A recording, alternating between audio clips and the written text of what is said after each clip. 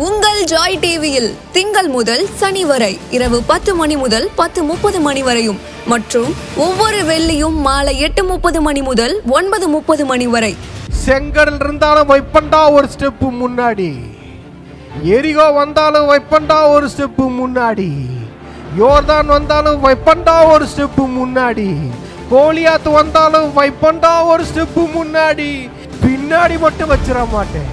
Revival night என்ற நிகழ்ச்சியின் மூலமாக தீர்க்க தரிசன செய்திகளை சகோதரர் பீட்டர் எல்விஸ் பிரசங்கிப்பார் மற்றும் சகோதரி அனிதா பீட்டர் அவர்கள் துதி ஆராதனை ஏறெடுப்பார்கள்.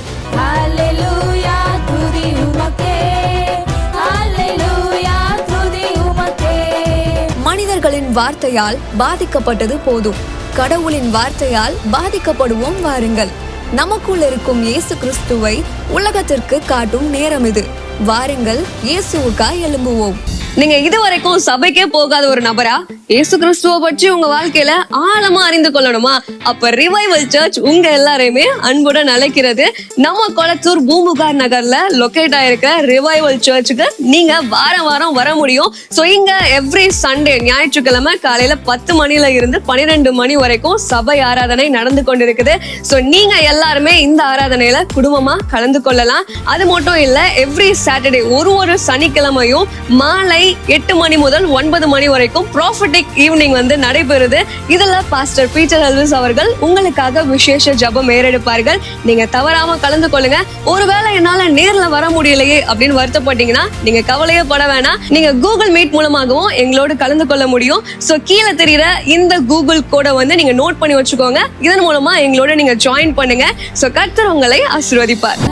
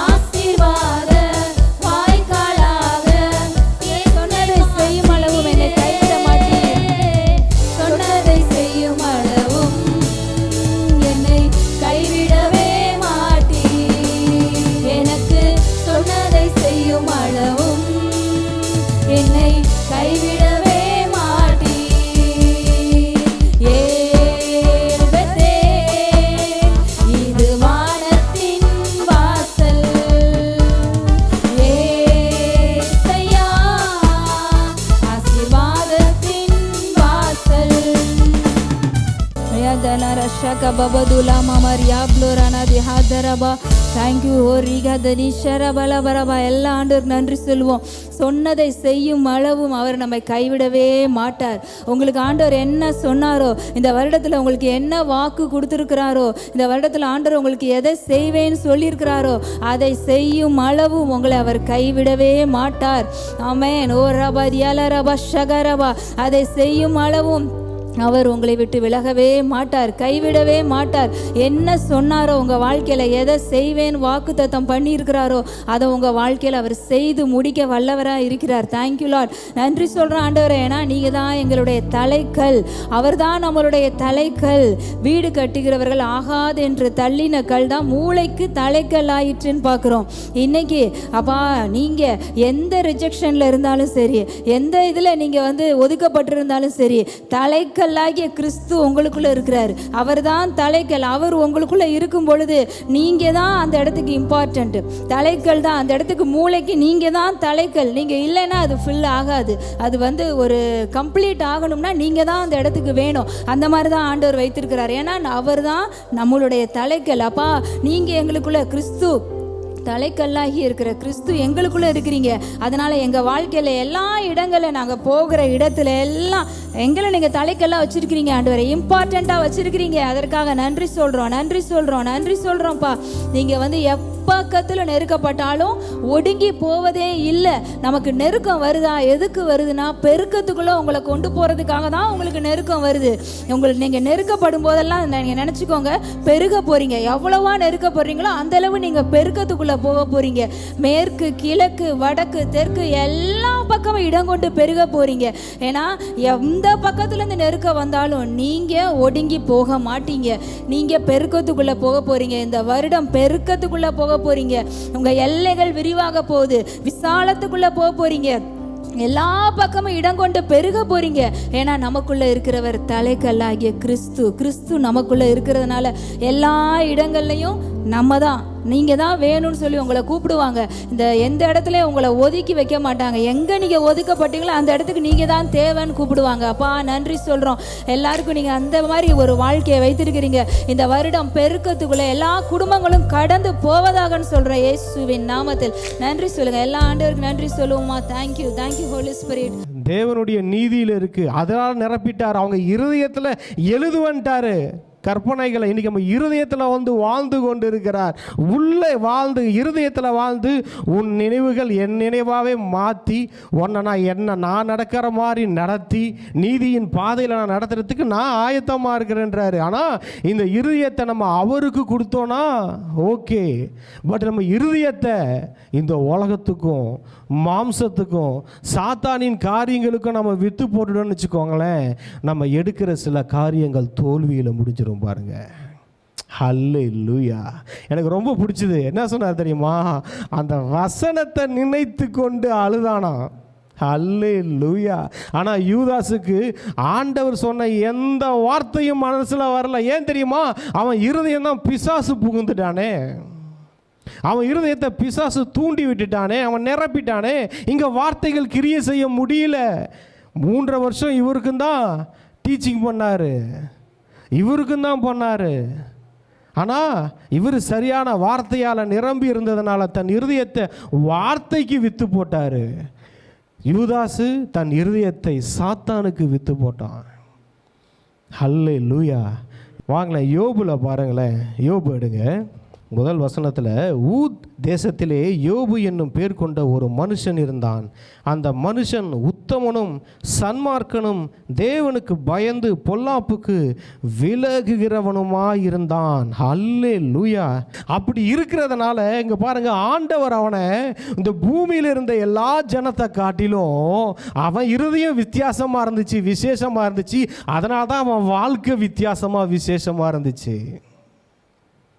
அன்னைக்கு தேவ நீதி இல்லை, ஆனால் அவன் இருதயம் நல்லா இருந்தது பாருங்க. அதனால் அவன் வாழ்க்கை நல்லா இருந்தது. அதை தான் நான் சொல்ல வரேன். நம்ம இருதயம் இன்னைக்கு எப்படி இருக்குது? இருதயத்தில் எதை வாழ வச்சுக்கிட்டு இருக்கோம்? இருதயத்தில் இயேசு கிறிஸ்து வாழ்ந்து கொண்டு இருந்தார், ஆனால் நம் வாழ்க்கை வேற மாதிரி இருக்கும். நம்ம இருதயத்தில் வேற எதையாவது வாழ வச்சோம், நம்மளே விரும்பாத மாதிரி நம்ம வாழ்க்கை இருக்கும். இங்கே பாருங்க, அவர் சொல்கிறாரு, அவனுக்கு 7 குமாரரும் 3 குமாரத்திகளும் பிறந்தார்கள். அவனுக்கு 7000 ஆடுகளும் 3000 ஒட்டகங்களும் 500 ஏறு மாடுகளும் 500 கழுதைகளும் ஆகிய மிருக ஜீவன்கள் இருந்ததும் அன்றி திரளான பணிவிடைக்காரரும் இருந்தார்கள். அதனால் அந்த மனுஷன் கிழக்கத்தி புத்திரர் எல்லாரிலும் பெரியவனாக இருந்தான். அவன் சொல்லட்டுமா, இன்னைக்கு அவனுடைய நீதியிலே அவன் அப்படிப்பட்ட ஒரு வாழ்க்கை வாழ்கிறானா? தேவ நீதியில் வாழுகிற நம்ம வாழ்க்கை எப்படி இருக்கும் பாருங்க. ஹல்லேலூயா, ஹல்லேலூயா. அவன் நீதி, அவன் நல்லா, அவன் இருதயம் அவன் பார்த்து வச்சுக்கிட்டான். இன்னைக்கு தேவ நீதியில் நம்ம இருதயத்தை தேவனுக்கு கொடுத்தோமானால், தேவ நீதியில் அதை நம்பி அந்த தேவ நீதியில் வாழ்ந்தோன்னா, என் நீதி இல்லை, என் நீதி அழுக்கும் அது குப்பையுமா இருக்குது. அந்த அழுக்கும் குப்பைக்குமே அவன் ராஜா மாதிரி பெரியவனாக வாழ்கிறான். பவுல் சொன்னார் இல்லையா, என்னுடைய நீதியெல்லாம் அழுக்கு குப்பையா? ஐயா, உன்னுடைய அழுக்கு குப்பையமான நீதியே உன்னை ராஜா மாதிரி வாழ வச்சுதுன்னா, யோபுவை இன்னைக்கு தேவ நீதியில் வாழுகிற நம்ம எப்படி அதை விட 1000 மடங்கு வாழ முடியும்? ஹல்லேலூயா. இங்கே பாருங்க, இந்த பூமியில் 1000 பேர் வாழ்கிறாங்களே, உங்களை வித்தியாசமாக காட்டுறது எது தெரியுமா? உங்களுடைய இருதயம். நம்ம இருதயம் தான் நம்மளை வித்தியாசமாக காட்டும். ஒருத்தவங்கள்ட்ட பழகி பாருங்க, அவங்க நல்லவன்னு சொல்லி, ஏன்னா அவங்க இருதயம் நல்லா இருக்கும். ஒரு 5 நிமிஷம் பேசுங்க, அந்த ஆளை பற்றி நமக்கு தெரிஞ்சிடும், இருதயம் சரியில்லை அந்த ஆளுக்கு. அதான் நான் திரும்ப திரும்ப சொல்கிறேன், நம்ம இருதயம் நல்லா இருந்துச்சுன்னா நம்ம நல்லா இருப்போம், நம்ம பிள்ளைங்க நல்லா இருப்பாங்க, நம்ம ஜென்ரேஷன் நல்லா இருக்கும், நம்ம பிள்ளைகள் ஊழியக்காரர்களாக இருப்பாங்க. நம்ம விதைச்ச விதைனா வளர்ந்து மரமாக நிற்கும். இன்றைக்கெல்லாம் பார்த்துட்ருக்குறாங்க எத்தனையோ பேர். எங்கள் அத்தையும் ஒரு ஆள் அதில். அவங்க விதைச்சது விதை தான். எனக்கு ஒரு நல்ல மனைவி, அவங்க பிள்ளைகள்லாம் இன்றைக்கி ஊழியம் செஞ்சுக்கிட்டு இருக்கிறாங்க, நல்லா இருக்கிறாங்க. நாளைக்கு இதே மாதிரி தான், நாளைக்கு நம்ம பிள்ளைங்க நல்லா இருப்பாங்க. ஹல்லேலூயா. நம்ம இருதயம் நல்லா இருக்கணுங்க. முதல்ல நல்ல எண்ணங்களால், தேவனுடைய வார்த்தைகளால் இருதயத்தை நிரப்புங்க. அப்போ தான் ஒரு பிரச்சனை வருதுன்னா, ஒரு சூழ்நிலை வருதுன்னா, டக்குன்னு இந்த வார்த்தை வரும்.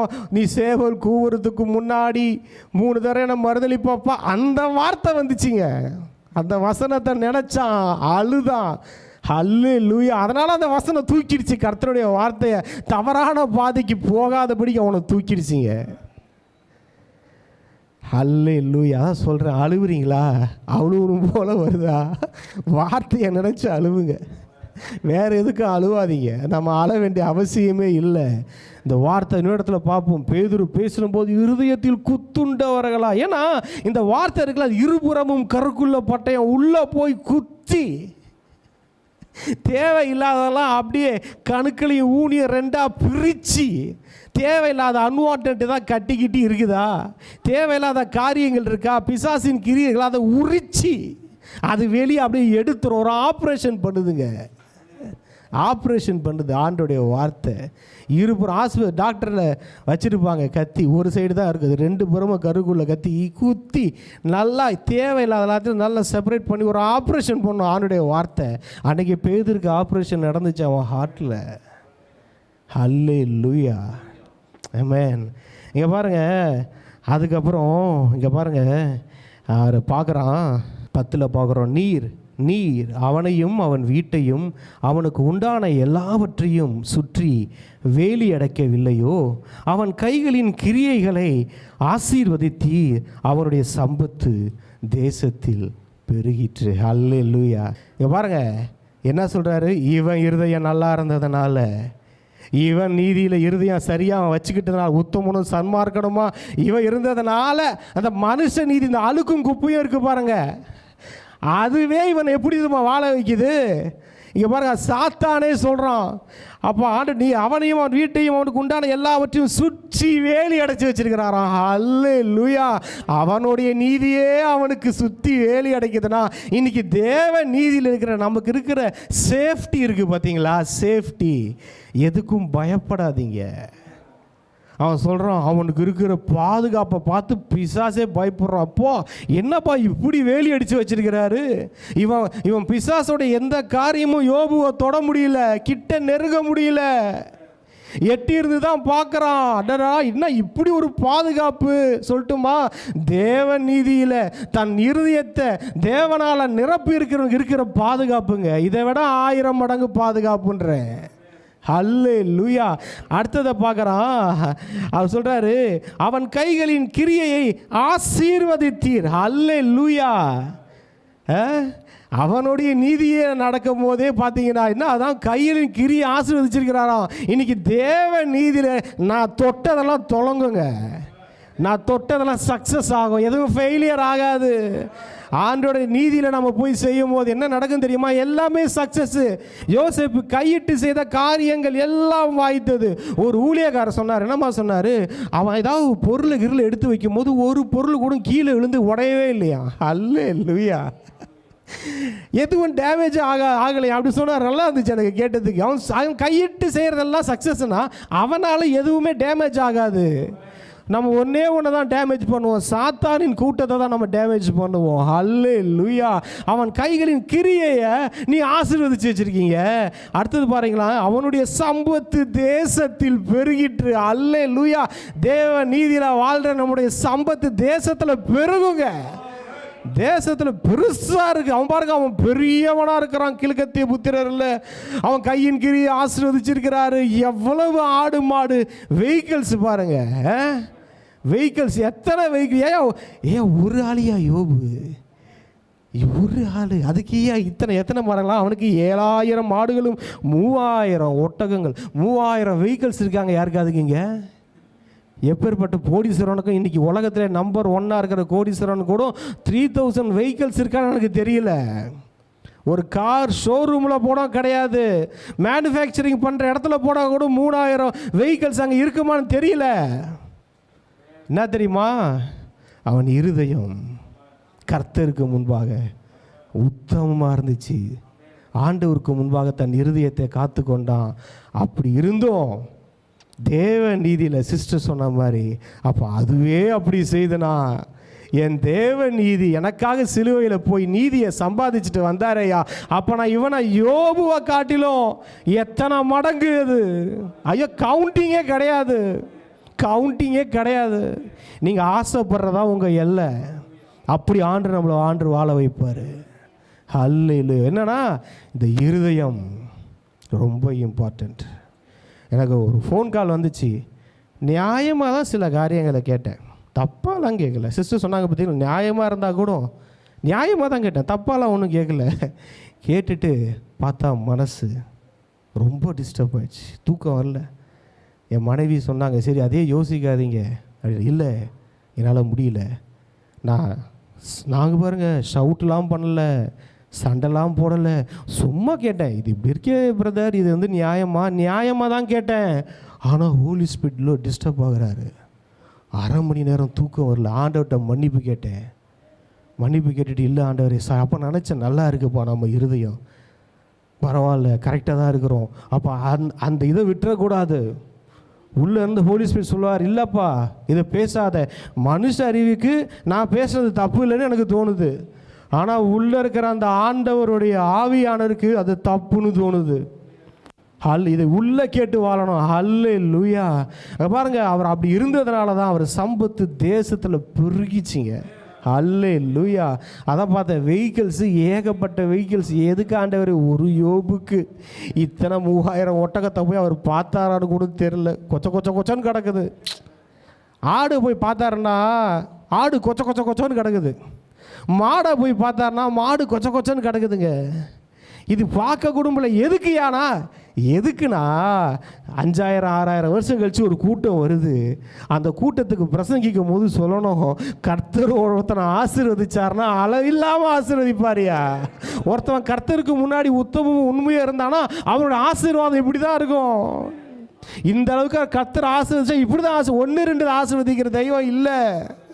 அவர் சொல்லிட்டார்ல, வானத்தின் நட்சத்திரன்ட்டார், என்ன முடிஞ்சா எண்ணிக்கோ.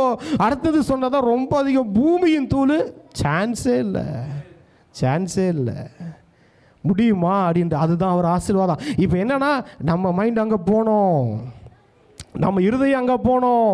எனக்கு ஆண்டவர் அப்படி வச்சிருக்கிறான்னு விசுவாசிக்கணும். அதுதான் ஆண்டவர் சொல்லுவார் எல்லாத்துக்கிட்டையும், அங்கே பார், நான் செத்தவனையும் உயிரோட எழுப்பிடுவேன். குஷ்டரோகியும் சுகமாக்கிடுவேன், கண்ணு தெரியாதுன்னு கண்ணை கொடுத்துருவேன், செத்து 4 நாளாகி பண்ணி அடக்கம் பண்ணி வச்சுனா உயிரோட எழுப்பிடுவேன். ஆனால் ஒரே ஒரு விஷயம், உன் இருதயம் என்னை விசுவாசிக்கணும்.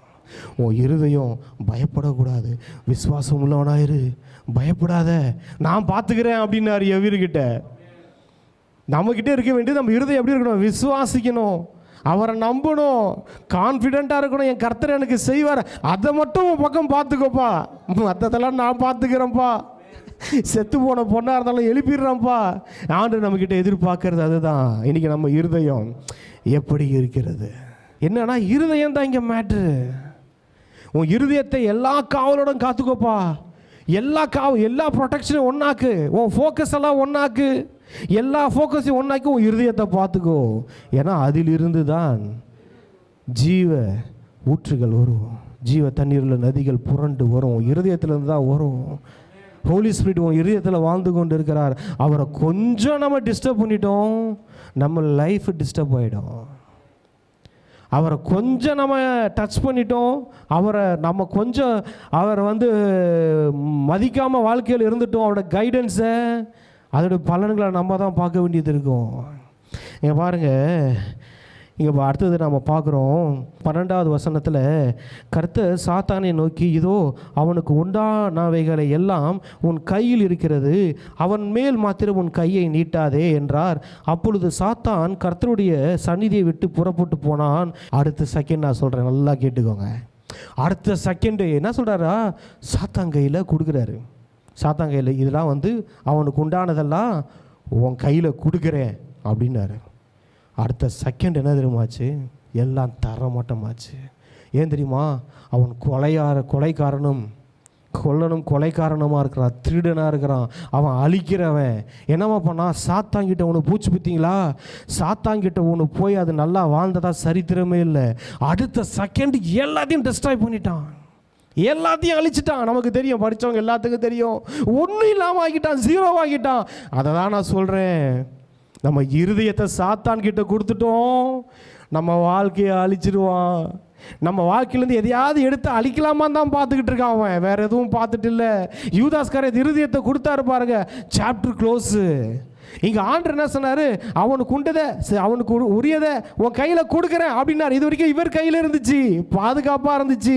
இங்கே டிரான்ஸ்ஃபர்மேஷன் மாறிச்சு, எல்லாம் டிரான்ஸ்ஃபர் ஆச்சு. அங்கே சாத்தான் கையில் போன உடனே அழிச்சிட்டான்.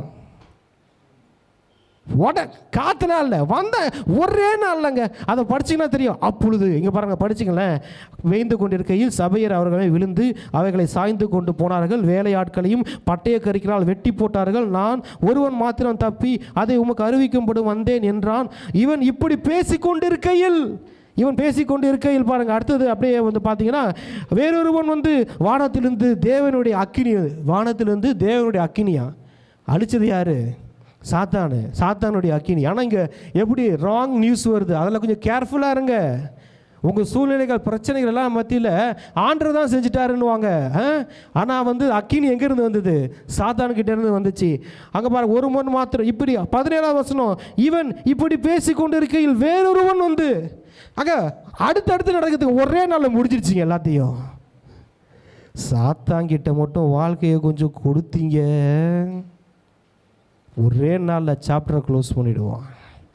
இருதயத்தை சாத்தானுக்கு விற்று போட்டுட்டோம், ஒரே நாளில் கதை க்ளோஸு. இங்கே பலாயிரம் வருஷம் கட்டின கோட்டை ஒரே நாளில் முடிஞ்சுது. இருதயம் ரொம்ப இம்பார்ட்டண்ட். நம்ம இருதயம் இப்போ என்னம்மா இருந்ததெல்லாம் சாத்தான் கையில் கொஞ்சம் விட்டு கொடுத்தார் ஆண்டவர். என்ன பண்ணிட்டான்? அடுத்த செகண்ட் எல்லாத்தையும் டெஸ்ட்ராய் பண்ணிட்டான். நம்ம வாழ்க்கையில் பாருங்கள், சாத்தானுக்கு எந்த இடத்துலையும் இடம் கொடுக்கக்கூடாது. நமக்கு பேர் என்ன தெரியுமா? நம்ம பேர் பிசாசுகளை துரத்துகிற, விசுவாசிகளால் நடக்க அற்புதங்கள். அவங்களும் பிசாசுகளை துரத்துவார்கள். நம்மளை பார்த்தா அவன் ஓடணும், துரத்தணும், துண்டை காணும் துணியை காணும் ஓடுகிறவனா அவன் இருக்கணும். அப்படி தான் நம்மளை ஆண்டவர் வச்சிருக்கிறாரு. அல்லேலூயா.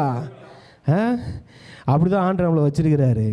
முன்னாடி தரித்திரம்லாம் துண்டை காணும் துணியை காணும் ஓடும், நம்ம முன்னாடி துரத்துகிறவர்கள். சாத்தானையும் சாத்தானுக்குரியவைகளையும் அவனுக்குரியவர்களும் துரத்துகிறவர்களாக நம்ம இருக்கணும். அவனால் துரத்தப்படுகிறவர்களாக நம்ம இருக்கக்கூடாது. அவன் கையில் போயிடக்கூடாது நம்ம வாழ்க்கை.